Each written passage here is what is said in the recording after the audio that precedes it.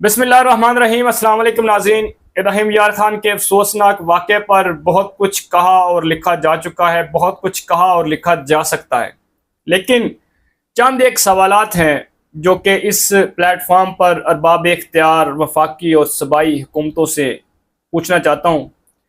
ان سوالات کے جوابات ارباب اختیار کو دینا ہوں گے، ورنہ ہم ان کا پیچھا کرتے رہیں گے۔ ناظرین، سب سے پہلے جو سوال جنم لیتا ہے وہ یہ ہے کہ پنجاب میں وزیر داخلہ کون ہے؟ ان کے داخلی امور کون چلا رہا ہے، کیسے چل رہے ہیں؟ اور چونکہ میں نے ان کی ویب سائٹ پر، کیبنٹ کی اور اسمبلی کی ویب سائٹ پہ جا کر اور بھی دوستوں سے بھی لاہور میں بات کی، تو لیکن ان کو بھی معلوم نہیں کہ پنجاب میں وزیر داخلہ کون ہے۔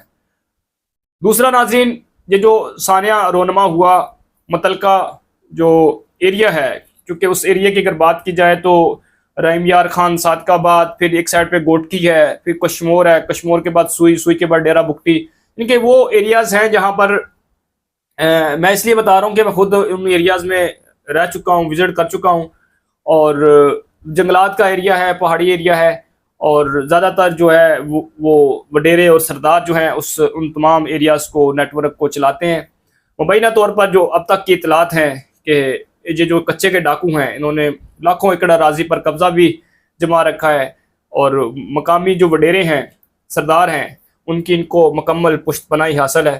اور وہاں پر اگر دیکھا جائے تو نمائندگی جو ہے نیشنل اسمبلی میں اور صوبائی اسمبلیوں میں وہ پاکستان پیپلز پارٹی کی ہے، اور جب پاکستان پیپلز پارٹی کی نمائندگی ہے، پھر کچے کے ڈاکو بھی ہیں، وہ دریا سے مچھلی بھی پکڑ کے بیچتے ہیں، کروڑوں روپے کی، اربوں روپے کی ان کی سالانہ انکم ہوتی ہے، اور زیادہ ان کی تعداد بھی کوئی زیادہ نہیں ہے کچے کے ڈاکوؤں کی، یہ 150-200 کے قریب لوگ ہیں۔ اور خاص طور پر یہ جو کچے کے ڈاکو ہیں، یہ ہماری سوسائٹی سے ہی اٹھ کر گئے ہیں، کوئی باہر سے آ کر نہیں بیٹھے۔ لیکن تیسرا یہ جو اہم سوال جنم لیتا ہے، جیسا میں نے کہا کہ میں ان ایریاز میں پھرا ہوں رہا ہوں، کیا وہاں پر جو ان ایریاز میں لوگ رہائش پذیر ہیں، ان کا پراپر ڈیٹا وفاقی اور صوبائی حکومتوں کے پاس موجود ہے؟ کب اپڈیٹ ڈیٹا جو ہے لاسٹ ٹائم وہاں اکٹھا کیا گیا؟ چوتھا، کیا وہاں پر یہ کچے کے ڈاکوؤں کو جو اسلحہ اور جدید ہتھیار فراہم کیے جاتے ہیں، سپلائی ہوتے ہیں، کیا ان میں کوئی بیرونی ہاتھ تو نہیں ہے، کوئی ہمارا پڑوسی دشمن ملک تو اس میں ملوث نہیں؟ چونکہ اگر آپ صادق آباد دیکھیں تو وہاں سے بھی ہمارا بارڈر ایریا سٹارٹ ہوتا ہے ان کے ہندوستان کے ساتھ، پھر ادھر اگر بلوچستان میں آ جائیں تو افغانستان میں ہے، بارڈر ایریا ہمارا ہے۔ لیکن یہ تمام تر اس کو نظر انداز نہیں کیا جا سکتا ہے۔ یہ سوال ہے، کیا ان کچے کے ڈاکوؤں کو وڈیروں اور سرداروں کے علاوہ بیرونی ہاتھ بھی اس کے پیچھے ہے؟ اور چوتھا جو ہے وہ ناظرین یہ ہے کہ جب وہاں پر کانوائے گزرتا ہے، قافلہ گزرتا ہے، موومنٹ ہوتی ہے، وہاں پہ جو ناراض بلوچ یا ناراض یہ کچے کے ڈاکو جو ہیں وہ پہاڑوں میں یا جنگلات میں بیٹھے ہوئے ہیں، تو اس کی ایک ایس او پیز ہے، وہاں پر موومنٹ کی، سیکورٹی فورسز کی موومنٹ کی ایک ایس او پیز ہے۔ کیا موومنٹ سے پہلے اس ایس او پیز کو جو ہے اس پر عمل درآمد کیا گیا، یا پھر اس کو نظر انداز کیوں کر کیا گیا؟ ٹھیک ہے، تاکہ یہ جو موومنٹ ہوتی ہیں وہاں پر سیکورٹی فورسز کی، وہاں اس سے پہلے علاقے کو پراپر کلیئر کیا جاتا ہے۔ آپ بائکس کہہ لیں یا دیگر کوئی بختر بند گاڑی جو ہے، اس کے ذریعے پہلے ایک ایریا کو کلیئر کیا جاتا ہے، اس کے بعد سیکورٹی فورسز کو جو ہے وہ قافلہ جو ہے وہاں سے گزرتا ہے۔ کیونکہ لاسٹ ٹائم ناظرین ایک ذاتی بات کروں گا، جب میرا جانا ہوا تو اتفاق سے میں نے دیکھا کہ وہاں پر جب آپ کسی بھی ایریا سے گزرتے ہیں تو آپ کو جو جنگلات میں یا پہاڑوں میں بیٹھے لوگ ہیں ان سے پراپر جو ہے وہ ایک سیکورٹی کلیئرنس لینی پڑتی ہے۔ آپ سیکورٹی کلیئرنس کہہ لیں، آپ کو پیشگی ان کو اطلاع دینی پڑتی ہے کہ یہ جو وہ اوپر سے پھر فون کر کے وہ پوچھتے ہیں۔ میرے ساتھ جو وہاں پر بلوچستان کا رہائشی ایک تھا، تو اس کو باقاعدہ فون کال آتی تھی، کیونکہ ہم یہ کوئی 20-25 گاڑیوں کا قافلہ تھا، تو میں جس گاڑی میں سوار تھا تو وہاں سے پراپر جو ہے وہ ساتھ میرے نواب بیٹھا تھا، نواب بگٹی اس کا نام تھا۔ نواب تو نہیں تھا بیچارہ، میری طرح غریب عام ماتر سا کارکن تھا، تو اس کو کال آتی تھی، تو اکثر وہ کال جو ہے نا وہ افغانستان کے نمبر سے آتی تھی۔ تو میں نے اسے پوچھا، یار یہ کال کون سے آ رہی ہے؟ کہتا ہے یہ بڑے کمانڈر کی فون ہے افغانستان سے۔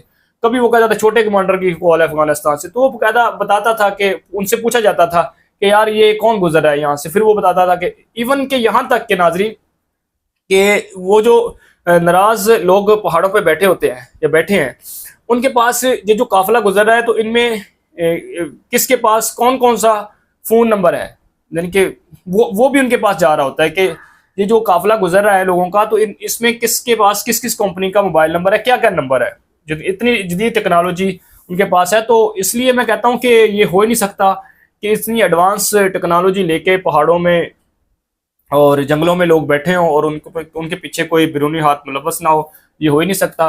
اور پھر وہ ان سے پوچھتے تھے اچھا ہم جا رہے ہیں، ٹھیک ہے یہ ٹھیک ہے، وہ فلاں جا رہا ہے۔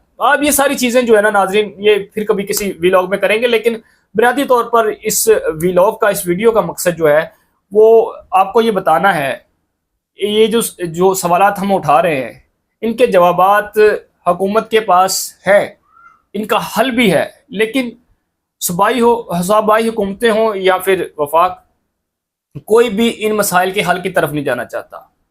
اور چونکہ ان مسائل کی حل کی طرف گئے، مسائل حل ہو گئے تو پھر ان کی روزی روٹی تو بند ہو جائے گی، لیکن یہاں پر بھگتنا جو ہے وہ اسی کو پڑتا ہے اور دکھ جو ہے صرف اسی کو ہوتا ہے۔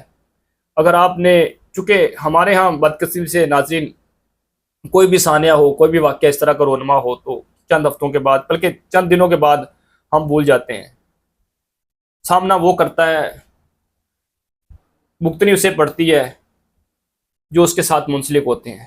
اگر آپ نے ایک جوان بیٹے کی دکھ اور درد جو ہے وہ معلوم کرنا ہے تو اس کے بوڑھے ماں باپ سے پوچھیں۔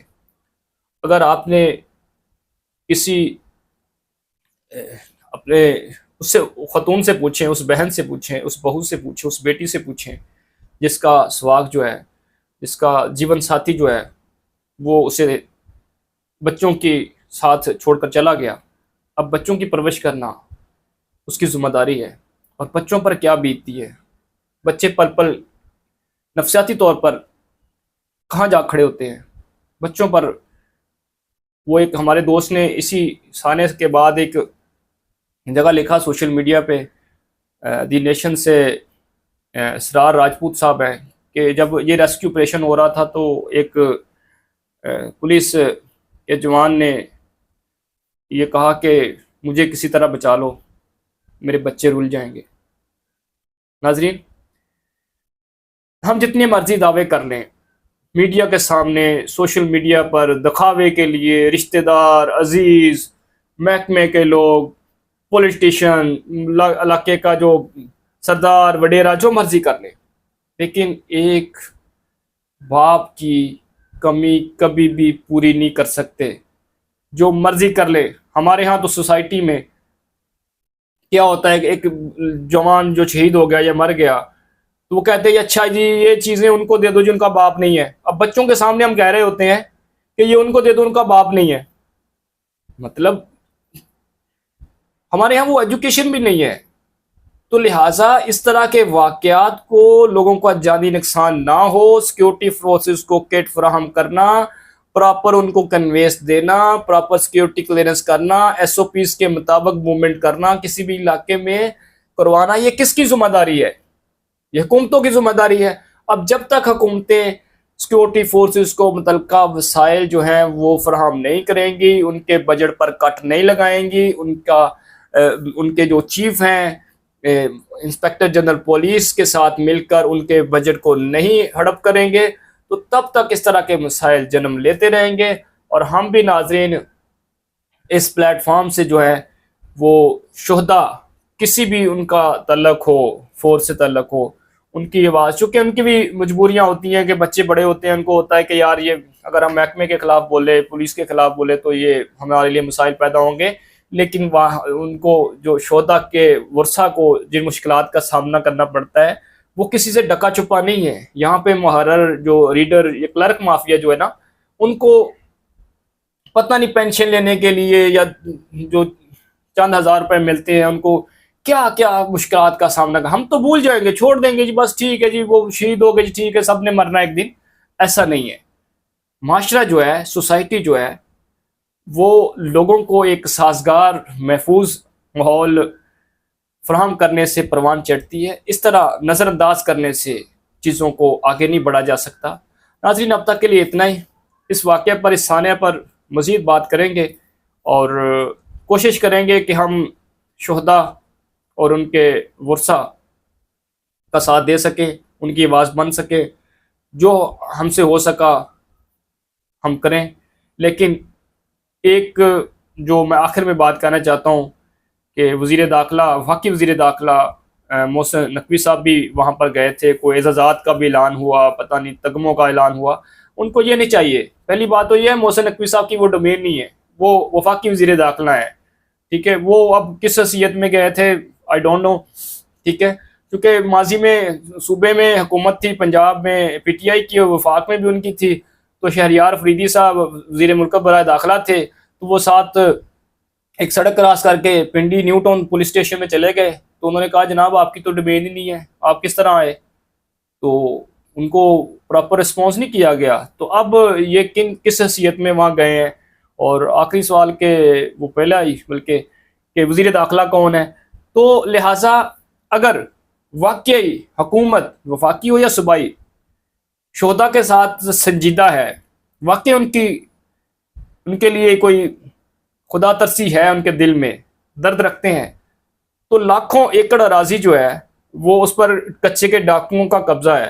اس میں سے جو 12 جوان شہید ہوئے ہیں، 12 مربع زمین، ٹھیک ہے، وہ واگزار کروا کے اسے قبضہ لے کے تو ان ورثاء کو دیں، ان کے نام ٹرانسفر کریں، تاکہ وہ نہ دھکے کھائیں، نہ ان کو کسی محتاجی کا سامنا کرنا پڑے.